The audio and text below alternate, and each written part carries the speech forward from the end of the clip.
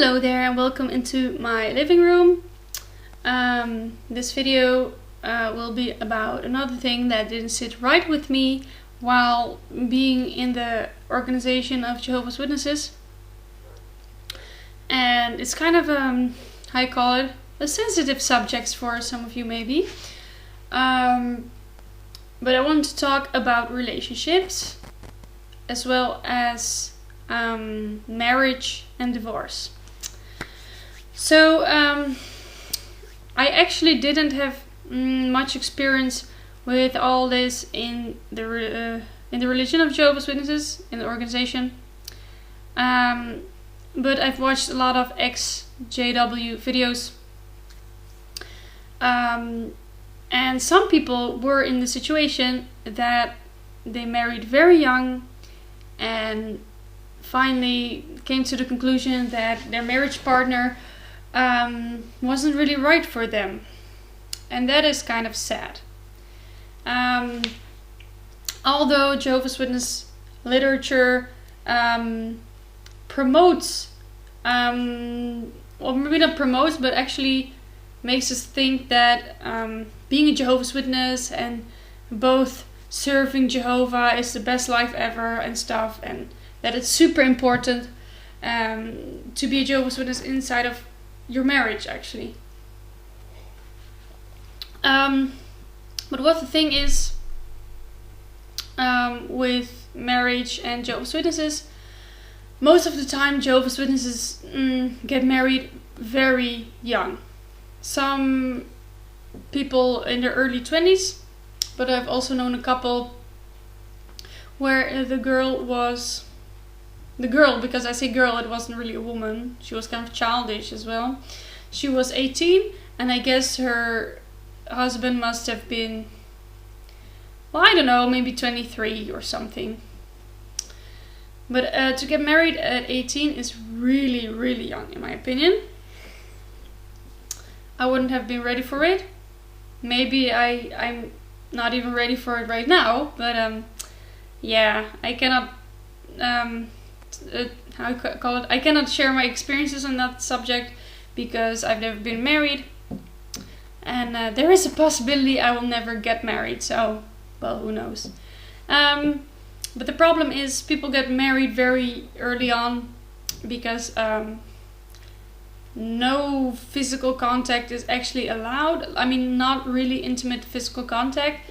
I mean, I guess you're allowed to kiss and hold hands and stuff, but when it comes to more things that have a sexual vibe to them, it's not allowed. You cannot touch someone like intimately, even with their clothes on. Masturbation is actually forbidden, or it's very strongly frowned upon, which is super weird because you get this almost celibacy thing that goes on in Catholic Church, and look how that worked out for everyone, right?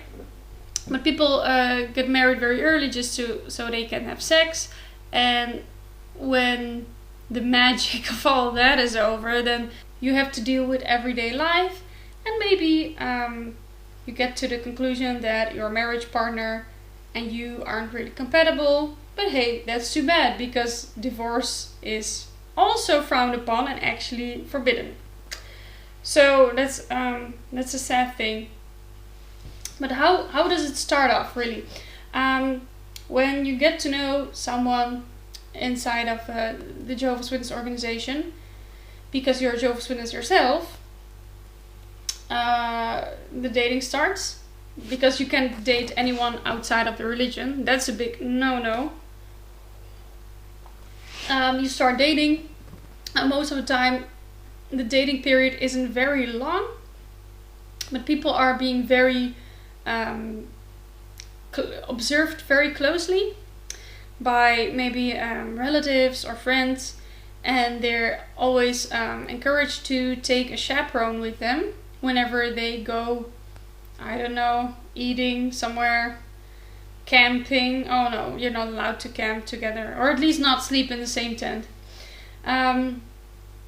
So when you're going out on a date somewhere, I don't know, picnic or for a picnic or whatever, you're supposed to bring someone with you, so this person can actually um, prevent that you're going to do some stuff you're going to regret. Because the organization, the Watchtower, they don't really hold young people in high esteem. I guess that's how it's called, right? They don't think people can trust themselves, because if you're a guy and a girl, because of course you can be a homosexual, because that is a gross sin. If you're a guy and a girl and you get left alone for 5 minutes or more, things can happen, right?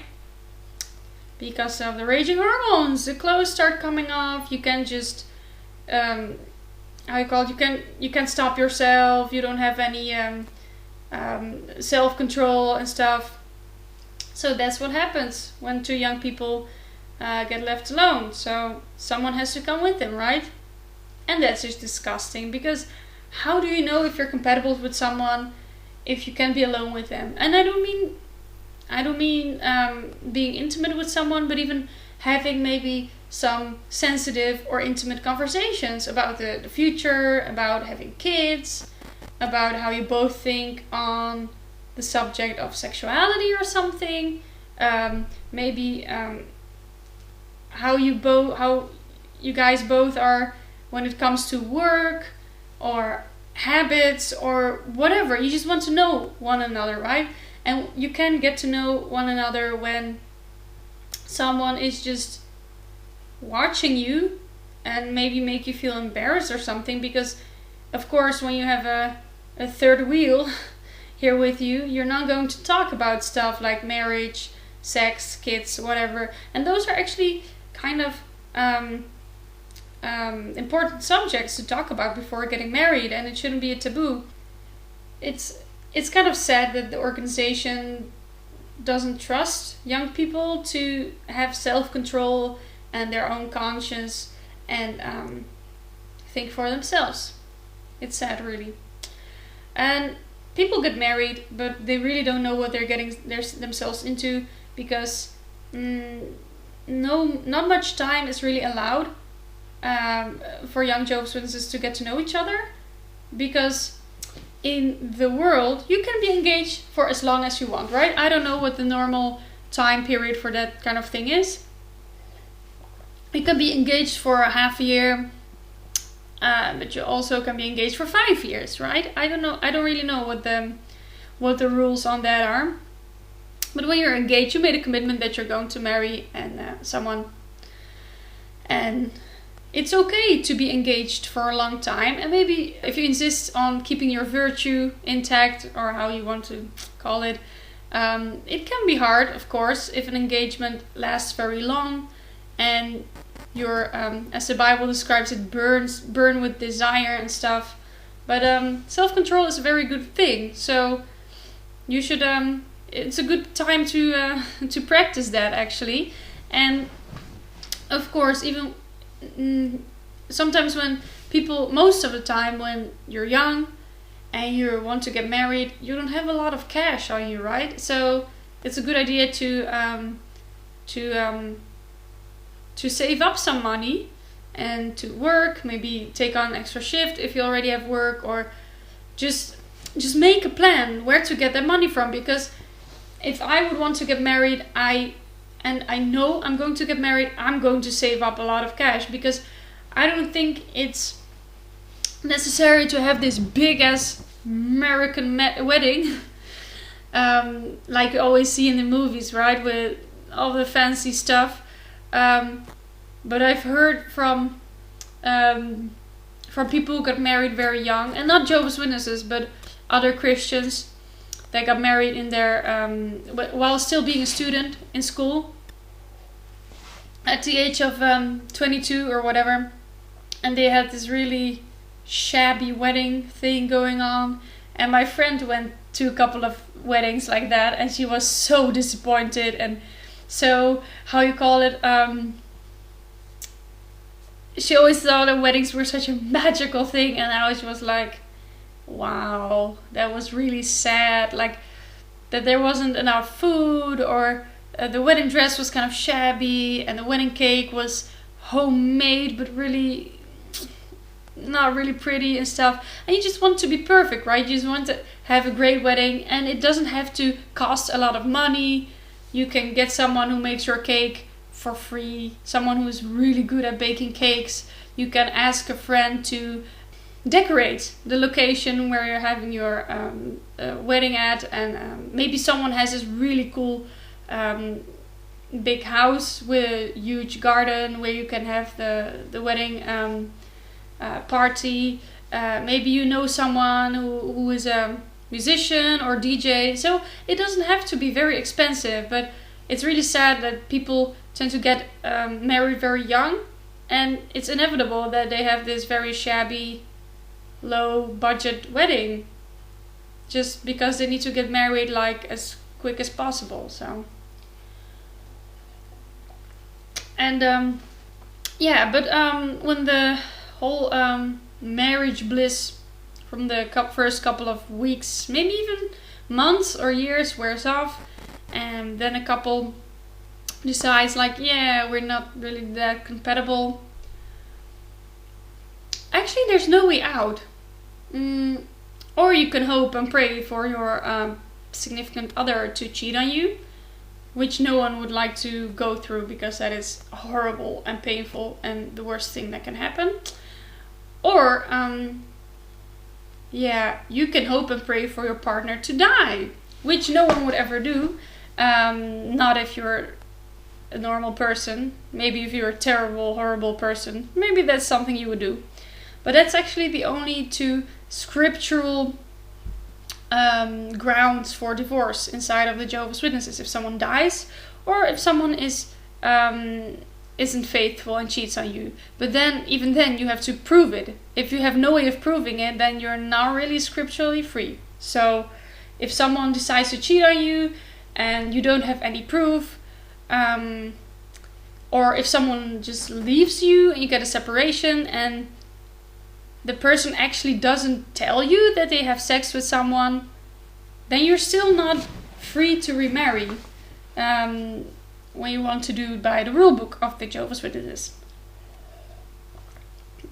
So that's really sad, and you can get a divorce or a separation, but inside of the organization you're not allowed to remarry, because that would be like cheating on someone. Very weird. Those rules are really weird.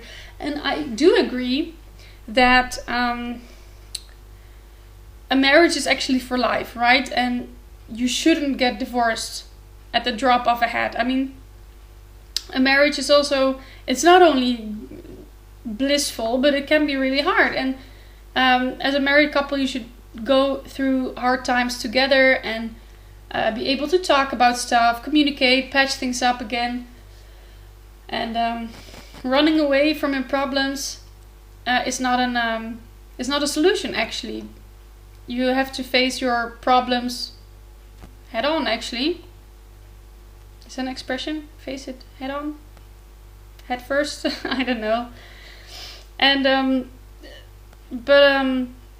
the fact that your religion made up these rules is, how you call it, it's not a reason to stay together and be miserable together, right? And maybe it has some scriptural basis or something, but the times back then were totally different. People got married at, 15, 16, and marriage wasn't a thing. I guess you went into a tent together, had sex, and then you were married. I mean, no one went to to City Hall to get a marriage license and wedding bands or something. Times were very different back then. Marriage was more like an economical construct. Maybe you can call it that, and not a thing you did out of love, but more out of convenience. And women were very dependent on men in those days. So times were really different back then. It's kind of sad that the only two reasons, or the only two grounds for a scriptural or legit divorce are someone's death or if someone cheats. Because someone cheating on you is really bad, and you don't want to be with that kind of toxic person. Although if you can work things through and I call it talk through things and decide to stay together. Well, that's your choice. There are other things that are really, really bad when you are that you can experience in a marriage, like physical abuse, mental abuse, verbal abuse, someone that is abusing your children. It's not a good situation, and in each case you should protect your children, because now there is this great thing going on with the child sex abuse drama, right? Which was actually kickstarted by the Australian Royal Commission.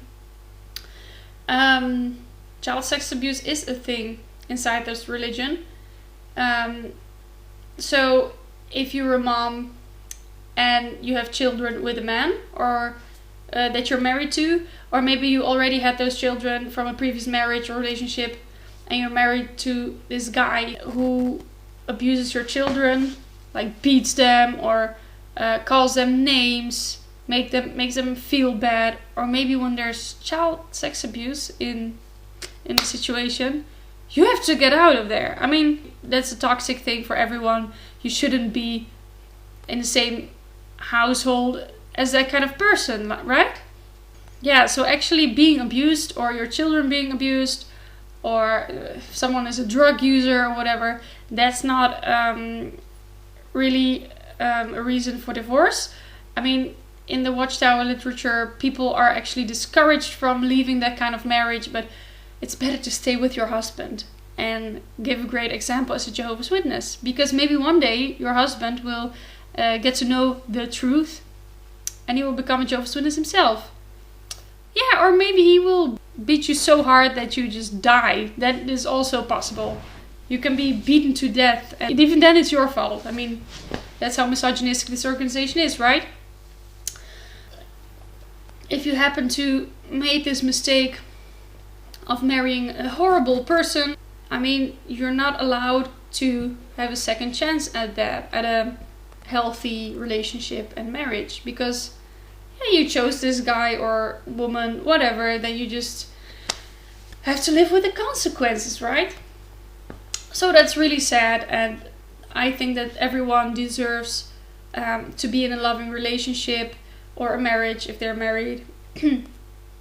And if it's not a loving relationship where people have respect for one another and empathy and tolerance, acceptance and love, then you should get the hell out of there, right? Because what are you doing? Like, how does this benefit someone if you're in a bad relationship? It's not healthy, it's not okay. And people should consider their own well-being while being in a relationship. And the last thing I want to talk about is the headship arrangement, because in Watchtower literature, very often when there are articles on marriage and that kind of stuff, it's always the same Bible verse that talks about how Christ is the head of the congregation and the husband is head of his wife, or something like that. And that didn't sit really well with me, because when I was going to try to be an unbaptized publisher, I had this conversation with a circuit overseer once, and I told him about it, that I didn't like the fact that a husband had to be head of his wife. Like, what the hell is that supposed to mean? Like, people are equal, right? And they just, I don't know, he just brushed it aside or something. And yeah, you can brush it aside if you're a guy, but if you're a woman, it's a very important thing, because when being a Jehovah's Witness husband, I mean, you can get away with everything because you're head of the wife, and it's your opinion that's the most important when it's about decision making and that kind of important stuff. So women don't mean a lot in this organization, and that didn't sit well with me.